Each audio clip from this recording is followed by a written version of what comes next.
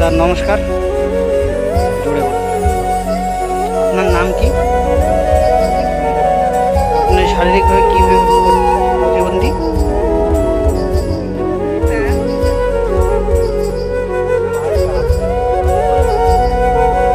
সারা শরীরে ব্যথা গো, চলতে পারে না দাদা, একদম খুবই জরাজীর্ণ অবস্থা দাদা।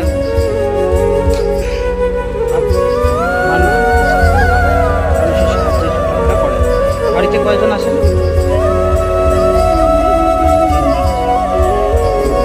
সরকারের কাছে এখন পর্যন্ত কি কি পাইছেন? কিছুই পাননি। মানে এই 1000 টাকা যে পাচ্ছে এটাও পাননি। সার্টিফিকেট কি আছে কি? সার্টিফিকেট বানাতে হবে সরকারের কাছে। আচ্ছা, প্রতিবন্ধী লোকের জন্য কি করলে সরকারের কাছে ভালো হবে?